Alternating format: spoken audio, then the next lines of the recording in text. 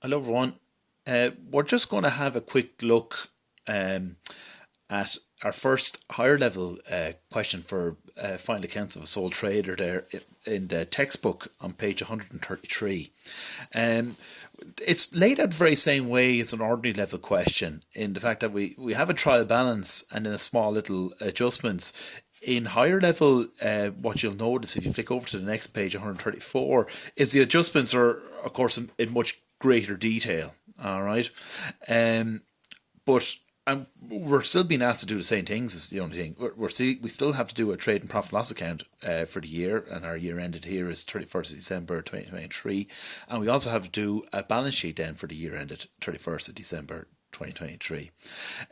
If you look through the trial ban itself, there's nothing too unusual here. We just have to look out for the usual stuff, really. Like we got buildings, delivery van, investments, and we've seen in brackets there they're mentioning cost. All right, and they're then what they give us on the debit and credit side. Then we're on the debit side here for the assets is the net book value. So to find, like you'll notice, we don't have any accumulated depreciation mentioned anywhere, but it's quite easy to find. All you have to do is take away the cost from the net book value, and that will give you the depreciation figure. The investments, the only thing you need to look out for investments is dates.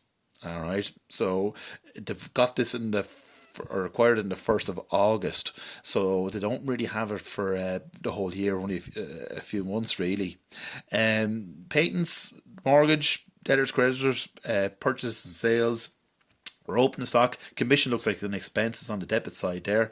Salaries and general expenses, bad debt provision. So there is an existing bad debt provision, but I'd say we'll have to adjust that at some stage. Discounts at net.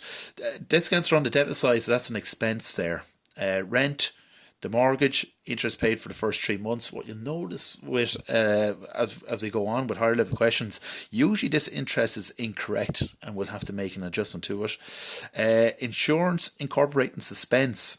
Now, when we're doing a final accounts, for our trading account and profit and loss, you can't have a suspense account sitting there. So we're going to have to adjust that or get rid of the suspense items. But we'll be given that later on in the question. Our VAT is liability, so is the bank because it's on the credit side, it's an overdraft. The PAYE, sign USC is also a liability. It's on the credit side there. Drawings and a capital. So as I said, there's nothing too unusual with the trial balance itself.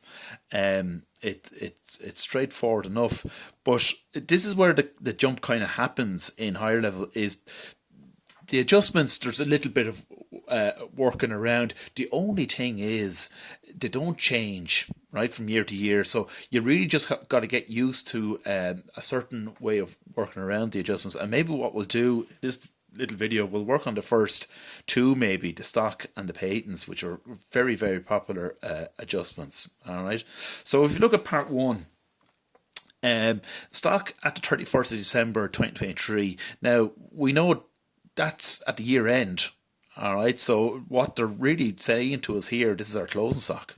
All right, so it's at cost and it was 96,400. No record had been made in the books for goods in transit on the 31st of December 2023, so the year end.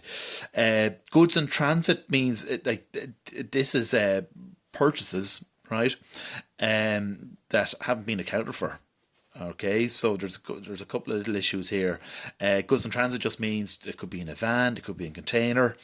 The invoice for these goods have been received, showing the recommended retail selling price of 11,000, which is cost plus 25%. Just another way of saying that's the profit. 25% basically is included here, and that 11,000. Now the issue you have with stock, of course, is we have a certain rule for it. But maybe this is the first little adjustment we'll look at. So get a piece of paper, and maybe we'll do this adjustment together then. All right. So I got a bit of paper here in front of me. I'll just move that to the side there. So what they're saying to us, we're going to have to do a little work in here now, okay? So I'm just going to go point one. That's how I'm going to name our workings, right? We're going to base them on the adjustments that we see in the question. I'm just going to call this working stock. Okay, so you do the same there in your copy. Now, so the stock, right? So this is maybe the easiest way to do this then, right? We're told what's the first thing we need to do, right? Is familiar be familiar with the general rule with stock. All right, so it's valued. So stock, right? Valued at the lower of cost and net realizable value. Okay, now cost is what you, of course, what you buy for. Net realizable value is just another way of saying how much you can sell it for. Okay, that's just about it. Now, the first thing we need to do, all right, is get our figure for the closing stock, which for the goods in transit, right, which is 11,000. So the first thing we need to do is one, find the cost price of the goods in transit.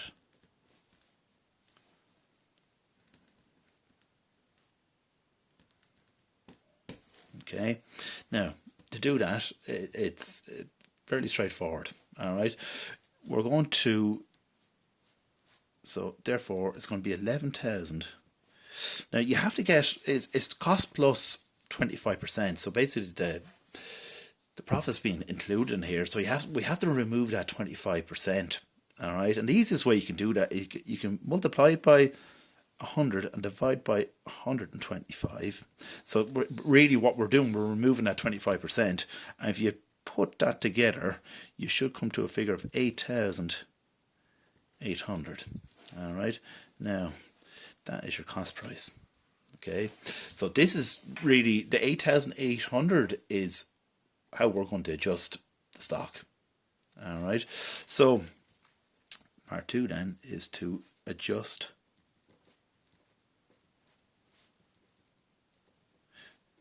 the accounts. Okay, now the first one we're going to do is the closing stock then.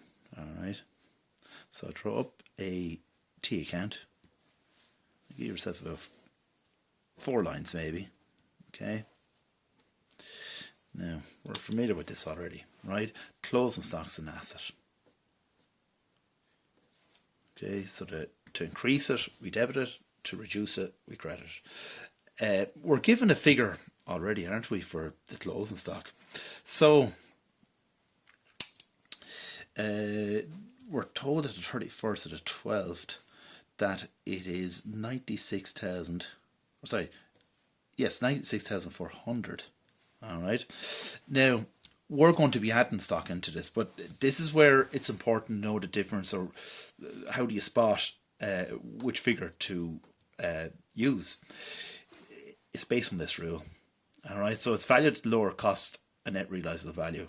The lower of cost net, this is your cost figure. We found it 8,800, and this is your net realizable value figure, which is 11,000. You have to use the lower figure, so that's why you have to find your cost figure, and that's what we're going here. So I'm just going to put it in a different color. I'm just going to call this goods in transit. Maybe I'll just shorten it. Okay, 8,800, and this is going to change then your closing stock figure then as well. Okay, so you add those two figures together, it'll be 105,200, and that's your new closing stock figure then. Right, I'm just going to put a label. It's always important to do this after you finish a change. All right, it'll go to current asset and balance sheet, but of course it'll also go into our trading profit and loss account. All right, so there's the first thing to do. Now, with goods in transit, there's another little issue here, because there's no record of this, of these goods. We can presume that these are credit purchases. So really, they're missing from purchases, right? Goods in transit will always be kind of missing from purchases, right? But if they're credit purchases, they're also going to be missing from creditors. All right, now that's the important element of goods in transit, and one that's kind of maybe commonly mistaken. People just kind of just forget about this a little bit, but this is the process really. Adjust the closing stock, and then deal with the creditors account and the purchase account as well. So I'm just going to kind of roughly do it down here. So I'm just drawing up a purchases. What I would do with the purchases, give yourself 8 to 10 lines for the purchase account, because you could be using this account again. All right, there could be several adjustments, especially in higher level questions with purchases. Now, purchases is just an expense account. All right, and I'm just going to grab the figure from the trial balance. All right, because that's our starting point. It's looking at it there. It's 390,000. Okay, and then I'm just going to just roughly draw down the creditors right beside it.